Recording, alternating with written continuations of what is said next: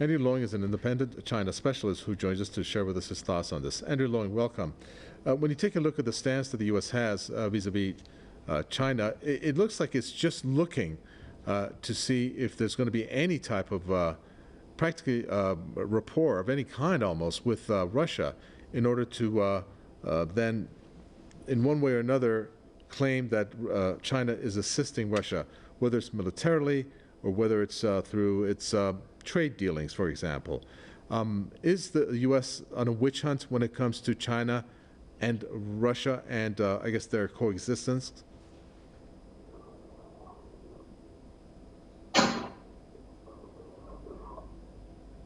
Andrew Loing, do you have my voice?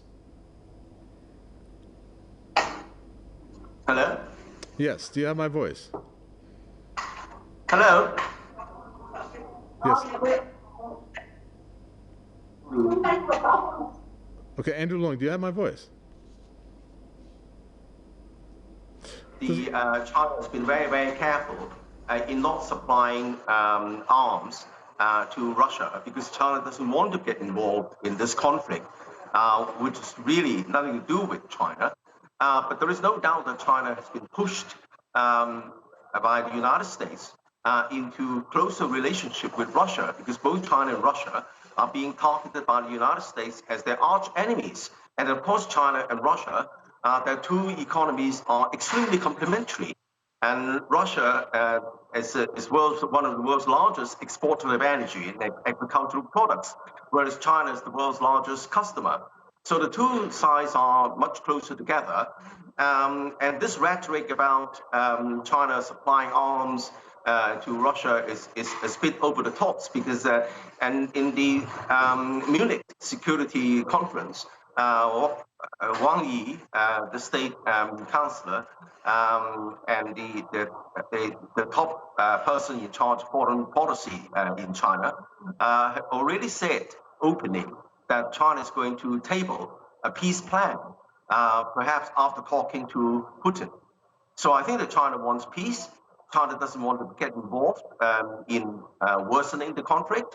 China doesn't want to supply arms. And in fact, the largest supplier of arms making the conflict worse is not China, but the United States and NATO. Taking a look at the bigger picture here, the U.S. is still after trying to vilify China when there's any financial dealings that China has with Russia. Isn't that also a case where the U.S. is looking for any reasons in order to basically wrap China when it comes to the way that it deals with Russia? Well, unfortunately, the United States has only one tool in this toolkit, and there's only one tool, which is the hammer.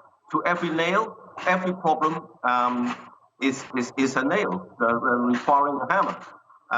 And hence this rhetoric about the rivalry between democracy and autocracy is really a false premise because a lot of the world's democracies are not exactly aligned with the West. You know, there are democracies in Latin America.